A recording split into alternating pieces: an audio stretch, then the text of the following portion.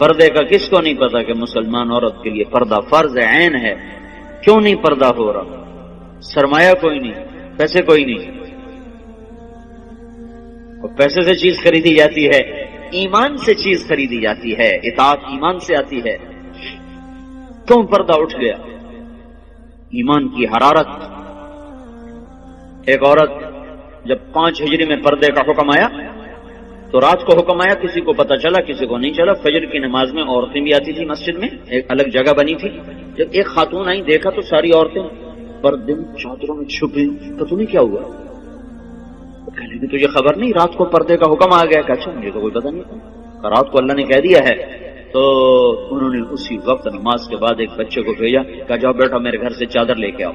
وہ بچہ گیا، گھر سے چادر لے کر آیا، پھر چھپا کے چہرے پہ چھپا کے جب گھر پہنچی تو ان کے خامن نے فرمایا جب تمہیں پتہ ہی وہاں جا کے چلا تھا تو اس تکلف کی کیا ضرورت تھی، یہیں آ کے شروع کر دیتی۔ تو فرمانے لگی اللہ کے حکم کا پتہ چلنے کے بعد میری جرأت نہ ہوئی کہ ایک قدم بھی اس کی مرضی کے خلاف اٹھا۔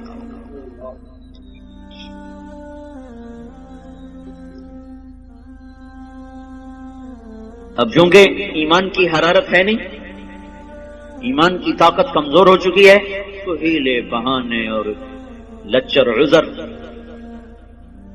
حضرت فاطمہ رضی اللہ تعالیٰ عنہ کا انتقال ہونے لگا تو اپنی خادمہ سے کہا، حضرت علی موقع پر موجود نہیں، کہا کہ غسل کا پانی رکھا۔ انہوں نے پانی رکھا، انہوں نے غسل فرمایا کہ میرا فلان جوڑا نکالا، کا چارپائی میری بیچ میں تھا، انہوں نے کمرے کے بیچ میں چارپائی کر دی، ایسے لیٹی، قبلے کی طرف منہ کر کے کہنے لگی میں مرنے لگی ہوں، علی سے کہنا میرا غسل ہو چکا ہے، میرا کوئی کندھا بھی نہ ننگا کرے، میرا کوئی نہ سطر کھولے، میں نہا چکی ہوں، میرا غسل ہو چکا۔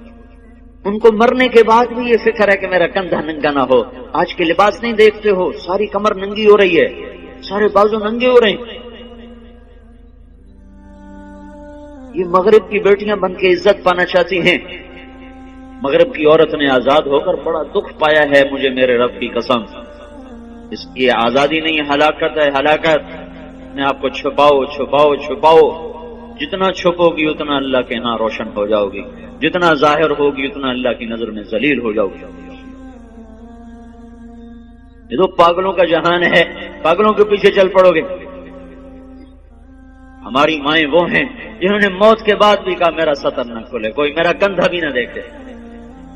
حضرت علی تشریف لائے تو انتقال ہو چکا تھا، تو خادمہ نے کہا کہ یہ فرما کر گئی ہیں، فرمایا ایسا ہی ہوگا، ایسا ہی ہوگا۔ اسی طرح جنازہ اٹھایا گیا، اور پھر اس سے کچھ دن پہلے کی بات ہے، اسما بنت امیس سے کہنے لگی میری میت کا کوئی ایسا انتظام کرو کہ کسی کو پتہ بھی نہ چلے میرا قد کیسا، میرا جسم کیسا۔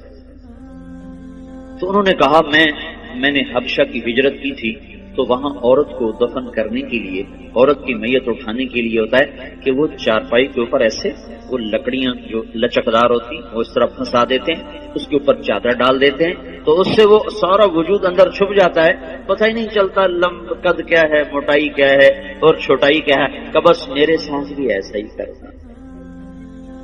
ایک مدد اللہ نے کی کہ میں رات کو اندھیرے میں اٹھایا، دن کے اجالے میں نہیں اٹھایا۔ ایک پردہ اللہ نے کہا کہ پوری رات کوئی پردے کا حکم دے دیا کہ محمد کی بیٹی آ رہی ہے، پردہ کرو۔ دوسرا کام اسما بنت امیس سے کروایا، انہوں نے وہ پر لگا دی۔ وہ دستور آج بھی عرب میں چلا آ رہا، حضرت فاطمہ سے جو شروع ہوا، اسے پہلے نہیں تھا۔ یہ جو جنازہ اٹھتا ہے، آپ لوگ دیکھو حرم میں جو جنازہ ابھرا ہوتا ہے وہ خاتون کا ہوتا ہے، اس کے اوپر انہوں نے کور لگایا ہوتا ہے۔ دیکھنا جو لوگ جاتے ہیں حج پہ، وہ میں تو کئی سال سے جا رہا ہوں، کر یہ پڑھا بھی تھا، وہ دیکھا بھی ہے کہ جب خاتون کا جو جنازہ ہوتا ہے ویسے ابھرا ہوتا ہے، اور جو مردوں کا جنازہ ہوتا ہے ویسے سیدھا ہوتا ہے۔ وہ ایسے اونچا کیا ہوتا ہے تاکہ یہ عورت کس قد و قامت میں ہے وہ بھی پتہ نہ چلے۔ اسلام ایسے حیاؤں والا طریقہ زندگی بتاتا ہے کہ ہماری عورت کا مرنے کے بعد بھی پردہ ہے، یہ زندہ ہو کے باہر نکل رہی ہیں، کون ان کو سمجھائے؟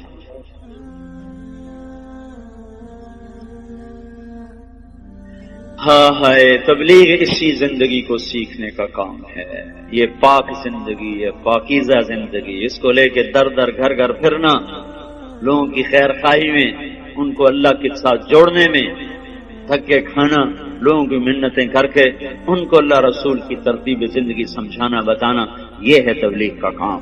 اس کے لیے ہم عورتوں کو بھی نکالتے ہیں، مردوں کو بھی نکال دو، بھائی سیکھو سیکھو۔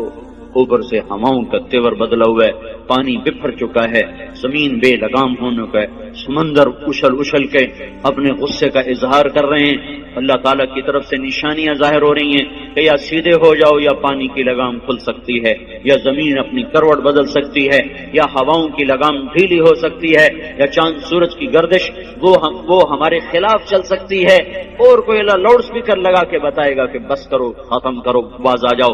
انہی چیزوں سے اللہ بتائے گا کہ لوٹ آؤ لوٹ آؤ لوٹ آؤ لوٹ آؤ۔ اس لیے بھائیو بہنوں، توبہ کرو اللہ کے دربار میں، مانگو اللہ سے معافیاں، اور اپنی زندگی کو اللہ اس کے رسول کی پاکیزہ ترتیب میں لاؤ اور ڈھالو، اس کو نکل کے سیکھو، گھروں میں اس کی فضا بناؤ، بچوں کو لے کے بیٹھو، ان کو آخرت بتاؤ، جنت بتاؤ، جہنم بتاؤ۔ آج کا ماں باپ بڑا ظالم ہے کہ 2-3 سال کے بچے کو اسکول کے حوالے کر دیتے ہیں، اور مائیں فارغ، باپ فارغ، باپ کاروبار میں، مائیں اپنے بناؤ سنگار میں۔ آج کی ماں نے جو کرنا تھا وہ تو کر نہیں رہی۔ اللہ نے اس کے ذمہ خامد کی روٹی نہیں لگائی، خامد کے ماں باپ کی خدمت نہیں لگا، وہ کرے تو اس کی نیکی ہے اور کرنا چاہیے، لیکن اگر وہ نہ کرے تو اس عورت کو نافرمان عورت نہیں کہا جا سکتا۔ تو پھر اس کے ذمہ کام کیا ہے؟ تھکا دینے والا، کھلا دینے والا، جوڑ درد سے پکار اٹھے، وہ کیا ہے؟ نسل کو تیار کرنا۔ یہ اتنا اوکھا کام ہے کہ دانت کے تلے پسینہ آ جائے۔ جو مائیں کرتی نہیں ہے، وہ اپنی طرح جنگل کے پودے کی طرح جوان ہوتے ہیں، جوانوں جب ایسے آنکھ دکھاتے ہیں تو پھر ماؤں کے کلیجے پھاڑتے ہیں۔ جب بیٹی آگے سے بولتی ہے تو ماؤں کی راتوں کی نیند اڑتی ہے، اسے سمجھایا کب تھا، اسے ٹائم کب دیا تھا، بچوں کے ساتھ کب بیٹھے تھے۔ مدرسہ تربیت کی جگہ نہیں ہے، نہ خانقاہ تربیت کی جگہ ہے، نہ تبلیغ تربیت کی جگہ ہے۔ سب سے بڑی اور سب سے طاقتور تربیت کی جگہ ماں کی گود ہے اور باپ کا سایہ ہے۔ ماں نے گود خالی کر کے ٹیوٹر کے حوالے کر، ٹیوٹر کے پیٹ سے نکلا ہے کہ تمہارے پیٹ سے نکلا ہے؟ ہاسٹل میں 11 سال کا تھا، میرے باپ نے مجھے ہاسٹل میں ڈالا۔ چھوٹے چھوٹے بچوں کو ہاسٹلوں میں دھکا دے دیا، فارغ تو وہ جنگلی جانور کی طرح اور جنگل کے کانٹے دار جھاڑی کی طرح وہ پروان چڑھتے ہیں، انہیں کیا خبر کہ ماں کیا ہے، باپ کیا ہے۔ تو اللہ کا احسان ہوا، تبلیغ کا کام چلا اور اللہ تعالیٰ نے ہمیں راہیں سجھا دی، دکھا دی۔ اپنی اولاد کے لیے وقت نکالو، گھروں میں بیٹھو، صحابہ کی سیرت پڑھو، حضور کی سیرت پڑھو، جنت جہنم کے واقعات سنو، پڑھو، سناؤ، ان کے معصوم ذہنوں میں ڈالو۔ تو آگے جب چڑھیں گے، پروان چڑھیں گے تو کچھ اپنے اوپر پھلدار ہو کر وہ نکلیں گے، ورنہ تو وہ کانٹے دار جھاڑیاں بنیں گے، کانٹے دار۔ سے وقت دو، اپنے آپ کے لیے وقت نکالو،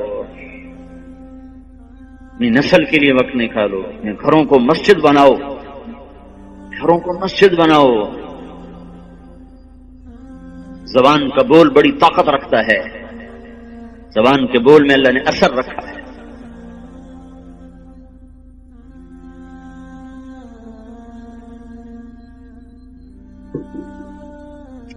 عیسائیوں نے حملہ کیا، مسلمان بادشاہ نے لشکر بھیجا، خبر آئی شکست ہو، تو ملکہ نے کہا یہ خبر غلط ہے۔ بادشاہ نے غصے میں کہا کیسے غلط؟ خبر باہر سے آئی، تو اندر بیٹھ کے تو غلط کہہ، تو چپ ہو گئی۔ کچھ دنوں کے بعد خبر آئی کہ واقعی خبر غلط تھی، فتح ہوئی۔ تو بادشاہ نے اپنی بیوی سے پوچھا تو نے یہ اتنے دعوے سے بات کیوں کہی تھی؟ اس نے کہا بات یہ ہے، جب یہ میرا محسوس ہوا کہ میرے پیٹ میں کوئی امانت ہے تو میرے منہ پہ ایک لقمہ بھی حرام کا نہیں ہے، میں نے کوئی مشتبہ کھانا نہیں کھایا۔ پھر جب یہ پیدا ہوا، یہ کون سنا رہی؟ کوئی کسی مولوی کی بیوی نہیں، بادشاہ کی بیوی کا سنا رہا۔ جب یہ پیدا ہوا تو میں نے جتنی دفعہ اسے دودھ پلایا، پہلے 2 نفل پڑے پھر دودھ پلایا، وضو کیا 2 نفل پڑے دودھ پلایا۔ 2 سال میں نے یہ چکی چلائی ہے، 2 سال میں نے یہ مشقت برداشت کی ہے، کہ ہر دفعہ اس کے لیے میں وضو کرتی، نفل پڑھتی، پھر دودھ پلاتی، تو جو اتنا پاک دودھ پی کے پروان چڑھے وہ کافر کے آگے کیسے بھاگ سکتا؟ یہ خبر اگر آتی کہ شکست ہوگی اور میرا بیٹا شہید ہو گیا تو پھر اس کو میں مان جاتی، لیکن میں یہ نہیں مان سکتی کہ جس کو میں نے ایسا پاک دودھ پلایا ہو وہ موت کے ڈر سے بھاگ جائے. یہ نہیں سکتی. یہ کام آج کی ماں نہیں کر رہی ہے. اس کا سلیقہ سیکھنے کے لیے تبلیغ میں وقت دو کہ بچوں کو کی تربیت کرنی کیسے ہے اور گھر کی زندگی کو جنت کیسے بنانا ہے. اس لیے بھائیوں بہنوں، پچھلی پہ توبہ کرو، اگلی کے لیے تیاری کرو، اپنے گھروں کو مسجد کا ماحول دو، اپنی زندگی میں پردے کو داخل کرو.